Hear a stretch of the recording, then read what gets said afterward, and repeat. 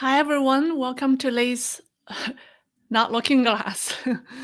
I've been working on Lay's Looking Glass for a while. Welcome to Lay's Real Talk. We're in the last week of April. April is my favorite month because winter is behind us and beautiful summer months are ahead. All right, time flies. It's already almost the end of April. I can't believe it. Well, after Trump kickstarted a global trade war, the US China economic conflict intensified and the geopolitical landscape shifted fast. Former allies drifted apart and new alliances began to form. Xi Jinping, after calling for a global pushback against the US and throwing a few punches and kicks of his own, suddenly found himself standing alone on the world stage. Meanwhile, once obedient Southeast Asian neighbors are showing clear signs of rebellion. Xi Jinping had just wrapped up his charm offensive across three Southeastern Asian countries.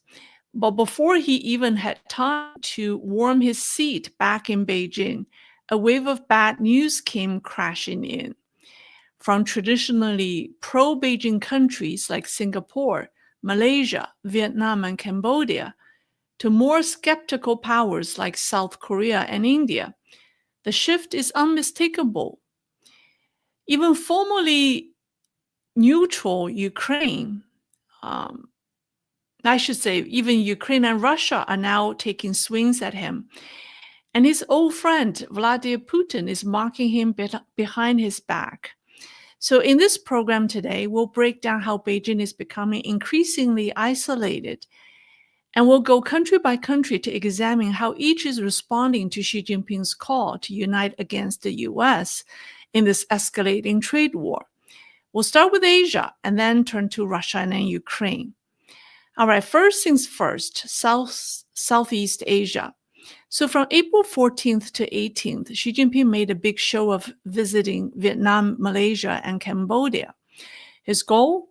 Rally the neighbors, project strength, and give impression that China was leading a united front against the US.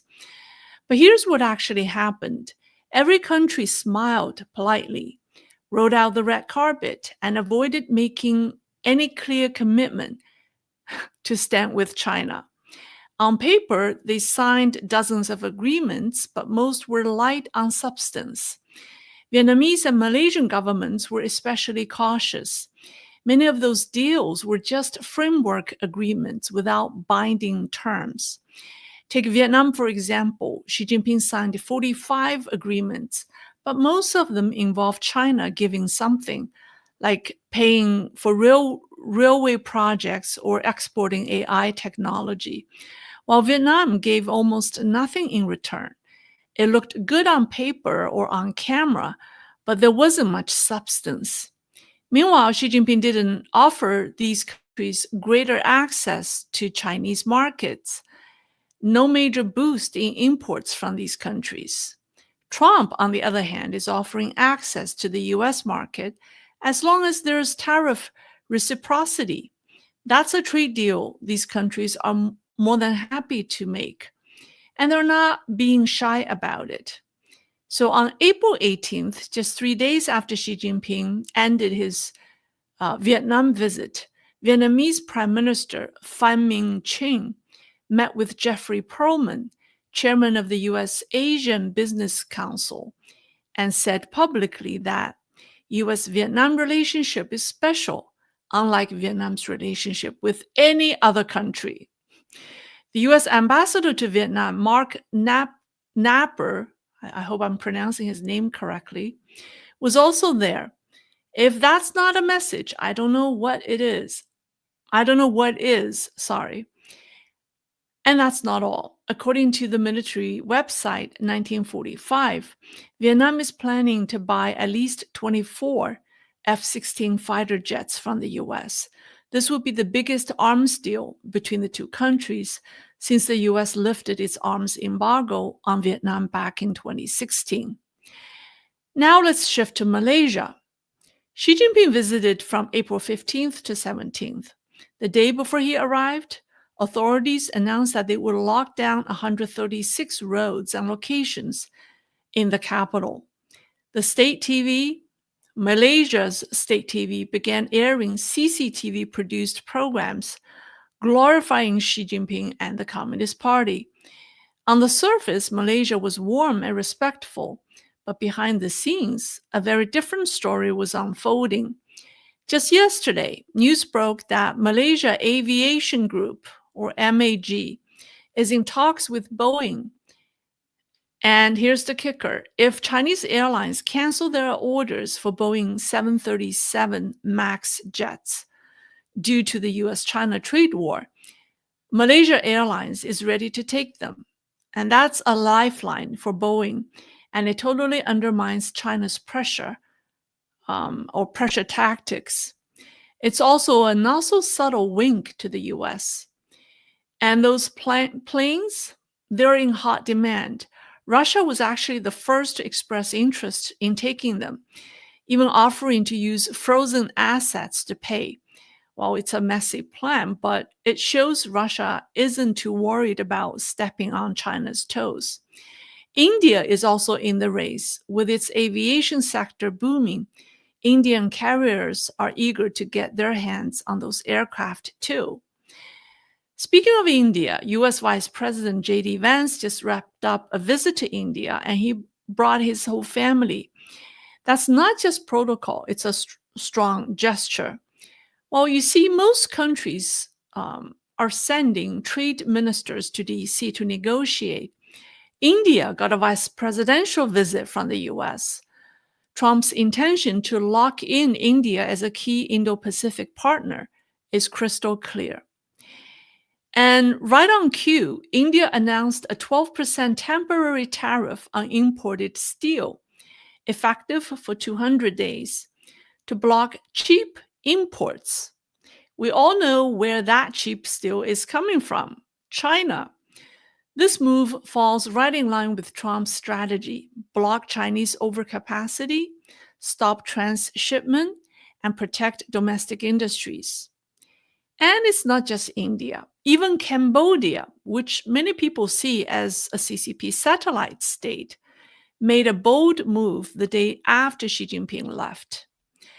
Now, China had poured billions into renovating Cambodia's Ream naval base and even donated 2 frigates. They held a grand opening ceremony on April 2nd. Then on April 19th, just one day after Xi Jinping left Cambodia, 2 Japanese warships docked at the very same base, and Cambodia held a formal welcome ceremony for them. This was the first time any non-Chinese military vessel had docked there. Remember, in the Indo-Pacific, the US Navy is enemy number 1 to China, and Japan's Maritime Self-Defense Force will be enemy number 2. So for Cambodia to welcome Japanese warships into a base built and paid for by China, that sends a loud and unmistakable message.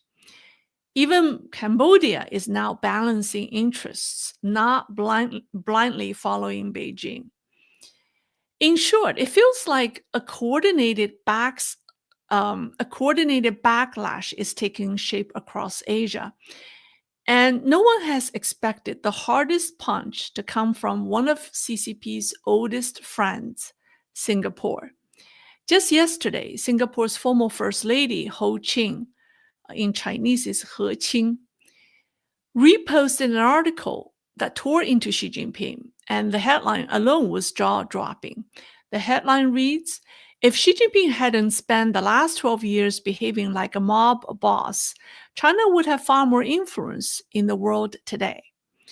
Now, let's not forget, of all Southeast Asian countries, Singapore has been the most, in my opinion, the most pro-Beijing.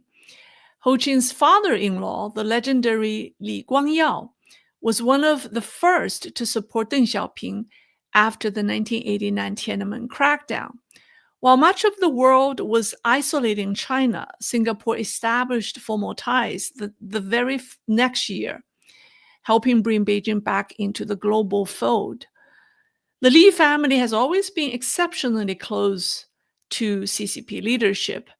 Over a 30, I think it's 30, over a 37-year span, Li Guangyao visited China 33 times. His son, Ho Qing's husband, Li Xianlong, made 15 visits during his 2 decades as prime minister. And there's more. Singapore has quietly become a key conduit for China's access to banned technology. Reports show that almost all of China's illegal semiconductors, or I think it was like 98% of the illegal semiconductor chips China received came through Singapore. That's not a small footnote. It's a strategic lifeline. As for Ms. Ho Qing, she is not just a symbolic figure as the former First Lady. She's a heavyweight in her own right. She was CEO of Temasek. I hope I'm pronouncing it right. Temasek? Okay, Temasek Holdings, the Singaporean government's investment arm. She was the CEO for 17 years. Under her leadership, the investment fund, the investment fund, grew its assets from $67 billion to $223 billion. That's USD. And Temasek holds nearly 20% of its portfolio in Chinese assets, totaling over 2 trillion yuan. And she still chairs the Temasek Trust today. In addition, she serves as an honorary advisor to Tsinghua University, one of China's top institutions. She's one of the 4 honorary advisors. Who are the other 3? Well, the other 3 honorary advisors are former Premier Zhu Rongji, former Vice President of China Wang Qishan, and Lord John Brown of Maddenley from the UK, who is a businessman and an oil executive from the oil industry. So when someone like Ho Qing reposts a piece comparing Xi Jinping to Don Corleone, the figure in the movie Godfather, criticizing his aggression in the South China Sea, his hypocrisy in on protectionism, and branding Belt and Road as a debt trap, it's not a casual repost. The article was written by Michael Petraeus, who is a Polish-born Singaporean commentator, and he maintains this website. It's called Critical something. I forgot the name, but that website, if you really read, if you really study its content, it's almost like a mouthpiece of Ho Qing's husband's political party. It supports the Singaporean government. So basically, this Michael Petraeus argues that once the Trump administration seals deals with other countries, the world will trust the U.S. to honor its commitments, not China.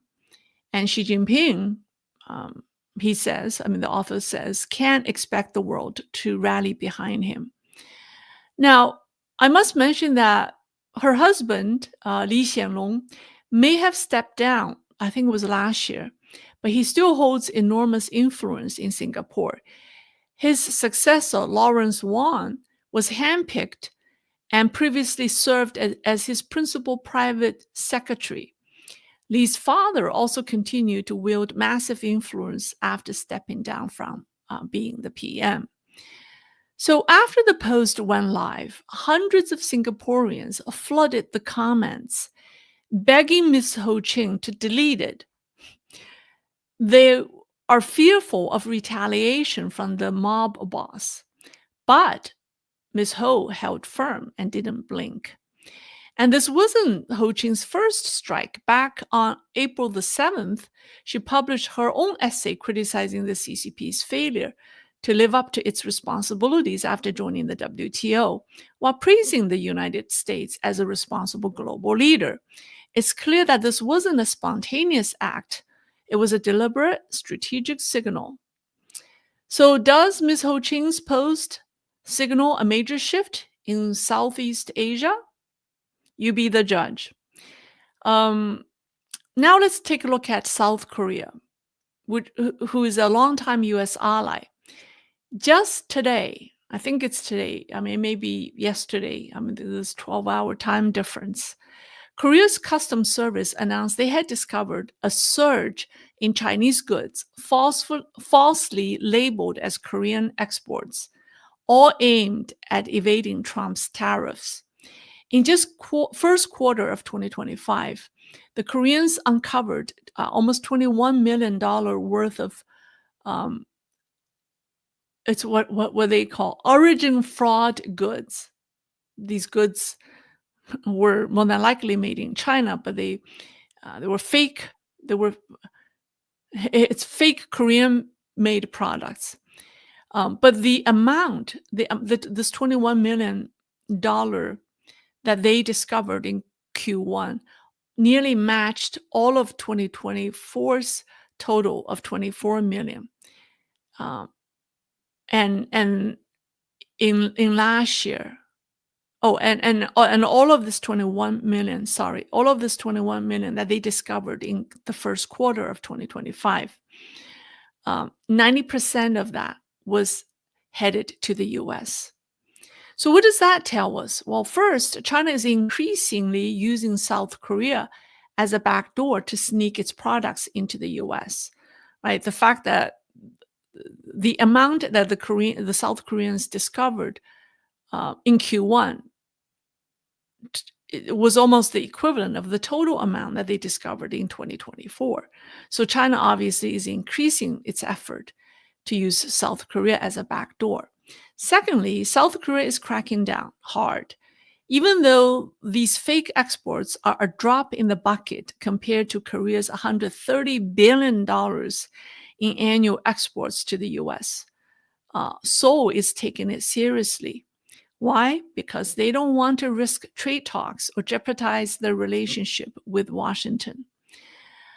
All right, so let's step back to take a look at the bigger picture. We've got countries with different alignments. South Korea, a US ally. India, a neutral, non-aligned giant. And then you have Singapore, Malaysia, Cambodia, and Vietnam, all historically friendly to Beijing. Yet all of them are now keeping China at arm's length. It's not an official alliance yet, but this is the early shape of an economic coalition surrounding China. Call it a trade war pile-on or a supply chain shift in motion. Either way, the momentum is real. And Beijing certainly feels it. Yesterday, China's Ministry of Commerce issued a statement warning that any country that signs trade deals with the United States at China's expense should expect, quote, firm and reciprocal countermeasures. Translation? Well, they're panicking. Okay, let's switch to Europe. I think you will really enjoy the next section. Even Xi Jinping's old friend, Vladimir Putin, is starting to make life difficult for him. On the surface, he's still pretending everything is fine. But let's be honest, his heart is clearly somewhere else. These days, he's being openly flirting with Washington, shall we say, for the lack of a better term. Let's start with Putin's first move. Well, he's responded positively to Trump's proposal that big powers, the US, China, and Russia, cut military spending in half. On April 24th, in a series of public statements, Putin promoted potential US-Russia cooperation in areas like military spending reductions, rare earth, aluminum, and energy. He even revealed that businesses from both countries are in contact discussing joint economic projects. Now, considering how rare earths are one of China's most valuable bargaining chips, this is no small deal. Putin's message was loud and clear. Right? He's jabbing at Xi Jinping with a diplomatic, what do we say, crowbar? Yeah, while playing nice to Trump. And he didn't stop there.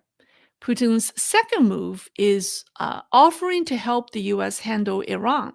His foreign minister, Sergei Lavrov, publicly stated that Russia is willing to mediate and assist in restarting the Iran nuclear deal. That's another quiet but calculated move to cooperate with Washington and sideline Beijing. Now let's talk about the Ukraine-Russia conflict, because here's the irony. Both Zelensky and Putin, despite being on opposite sides of a brutal war, share one thing in common. Neither is taking Xi Jinping seriously. That's my from my perspective.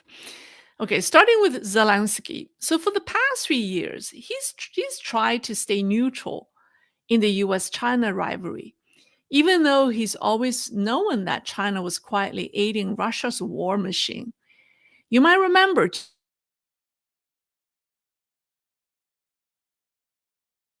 just to Beijing and all of I made a program on that. Um, well, that's over. Zelensky clearly sees which way the wind is blowing. He now understands that Trump's focus is shifting towards confronting the CCP. And he has picked his side. He's going all in on China and not holding back. In just the last week, or maybe two, he's given multiple interviews exposing China's role in supporting Russia military, industrial complex. According to Zelensky, China has been shipping dual-use technologies to Russia via third parties, all while maintaining a phony image as a neutral peace broker, right? So Zelensky has called out Beijing as war-fueling double dealers. Of course, the Chinese Foreign Ministry spokesman snapped back with its usual script: denials, deflection, and accusations. But then something unexpected happened, and this time it's coming from the Russians.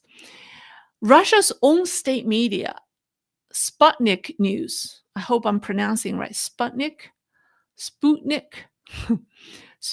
News, totally blew Beijing's cover. In a glowing article, the Russians praised China for supplying Russia with a range of electronic industrial goodies, and went on to celebrate the strategic trust between the two countries. That must have hurt Xi Jinping. Even some Chinese netizens couldn't help but laugh at Xi Jinping for having such a double-faced ally. But Putin knew exactly what he was doing. It's a textbook case of what the Chinese call praise so loud that it hurts, right? Using flattery to backhandedly expose China's duplicity. It's a classic Russian double play. Meanwhile, back in Southeast Asia, more and more countries are stepping up their efforts to crack down on China's widespread practice of origin laundering. You launder the origin of products that you export. So, according to documents obtained by Reuters today, Vietnam's Ministry of Industry and Trade recently issued a directive specifically targeting illegal transshipments of Chinese goods to the US and other trade partners. Singapore is also tightening the screws.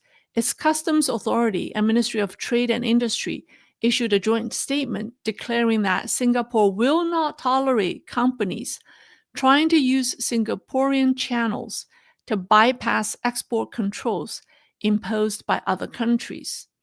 In Thailand, the Director General of the Foreign Trade Department stated that authorities recently uncovered 42 types of products fraudulently claiming Thai origin, with most of these violations involving aluminum films and electric bicycles, destined for the US and Europe. Even Cambodia is getting ahead of the curve. Its government is now developing new procedures to prevent other countries from using Cambodia as a transit point for relabeled exports headed for the US. Malaysia has repeatedly urged Chinese companies not to use the country as a stopover in an attempt to sneak products into the US. The Ministry of Trade and the Minister of Trade and the second Minister of Finance are scheduled to visit Washington by the end of April to negotiate tariffs.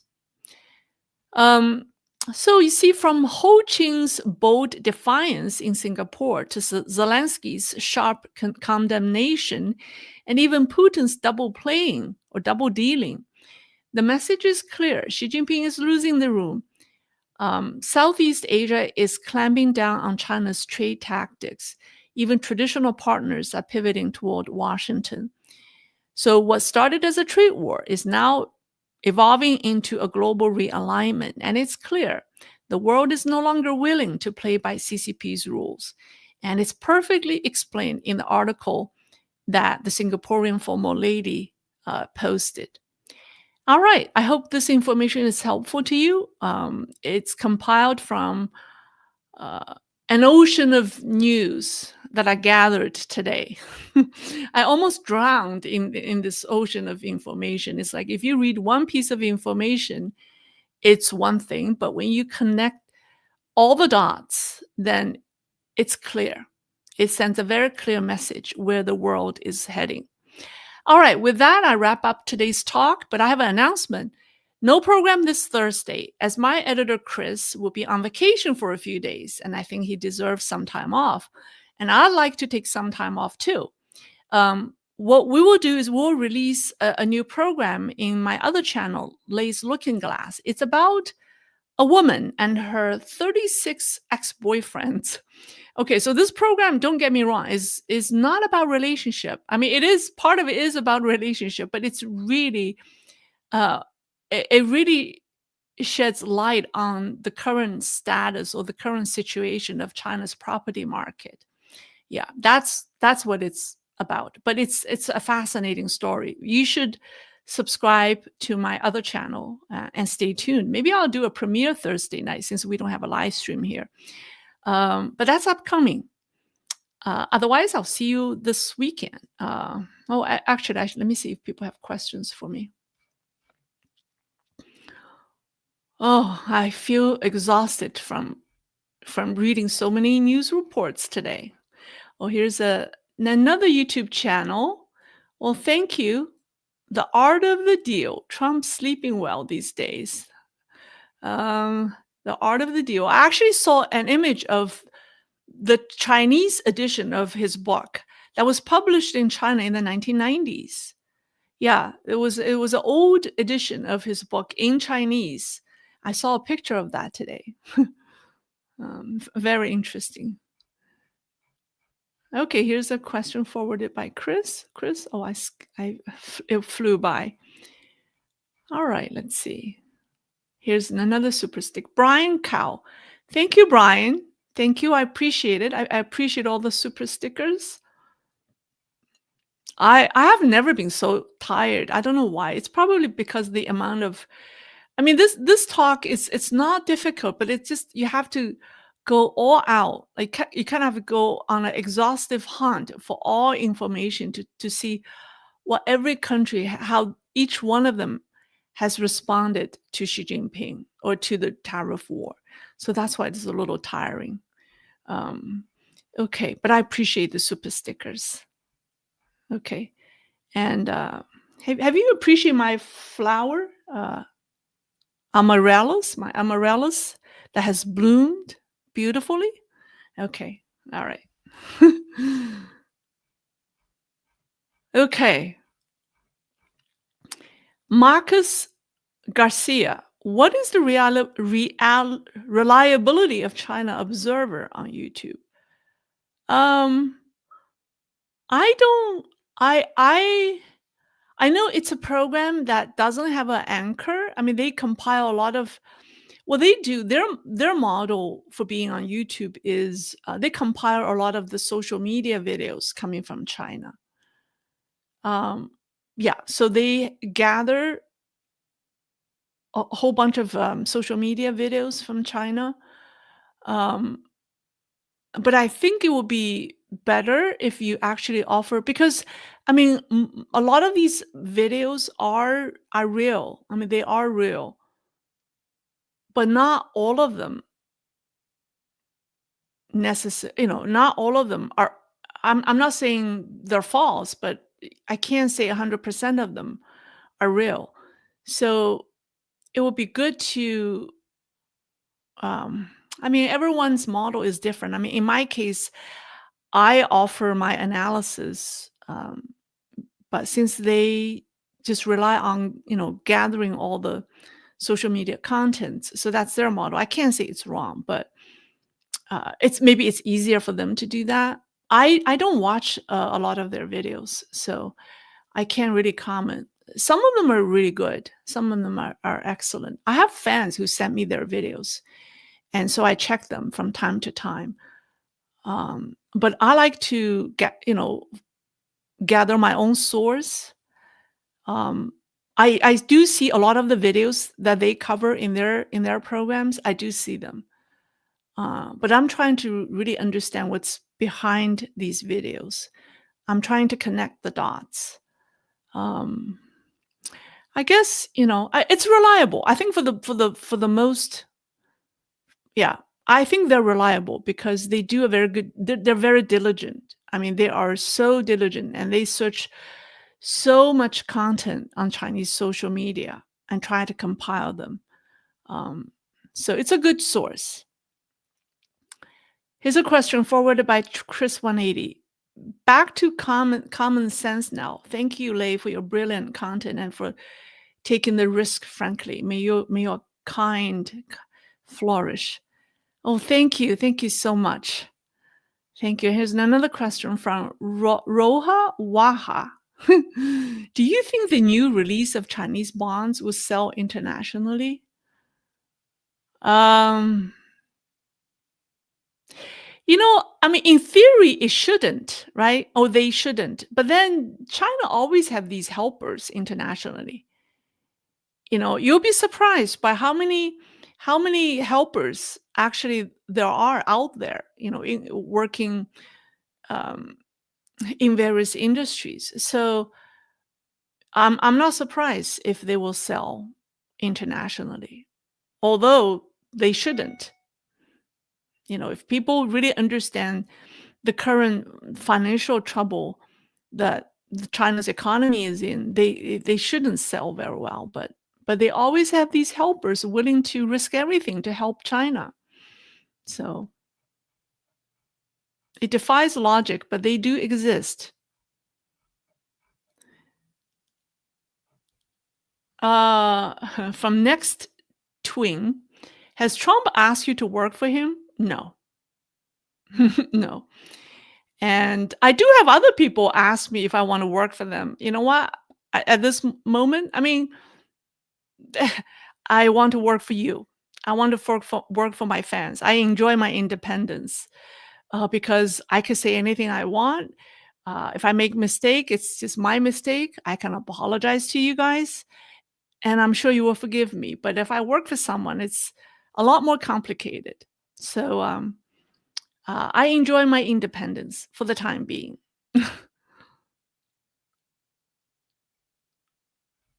Okay. All right. Oh, here's another YouTube channel. In-laws born in Shanghai, 1930s, immigrated to US in 2006. Dad was scientist, mom a doctor, other to pig farms during Cultural Revolution. Crazy. Yeah, so how are you getting along with your in-laws? The Chinese in-laws sometimes can be difficult. Some are very sweet, but some can be difficult. All right. But thank you for your super stickers. All right. Robert Robertson, you do a good job, girl. Don't let anyone tell you different. Okay, I just try my best. I realize, life is very difficult. I mean, life is not easy for anyone. I realize, number one, I'm not the standard. Um, and number two, what matters is I do my best. There's no point to be a perfectionist. Anything in life, I just do my best. If it doesn't work out, if it's not good enough, it's fine. But as long as I've done my best, I think that's what matters. As long as you have no regret. I mean, the only thing, if you haven't really done your best or tried hard enough, then that's a regret. But you seriously have tried, then there's no regret, right? And also, I'm not the standard. The standards should be a lot higher than me. Um, all right, so okay, so any other questions? Okay, here we go. I'm just randomly picking something from the bottom. There's no question.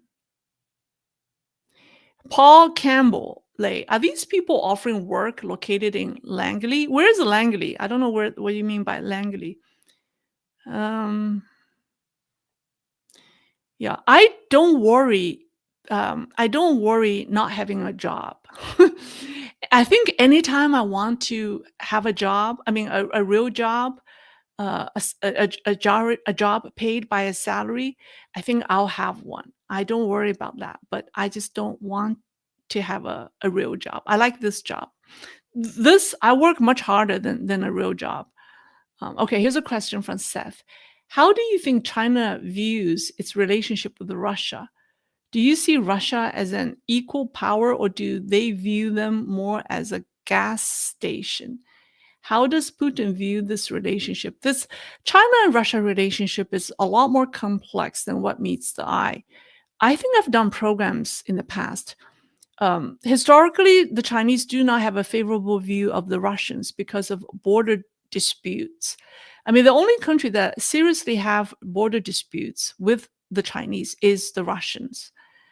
Um, and then the Russians have committed atrocities in northeastern China when they took the land. So the Chinese still have that in their memories.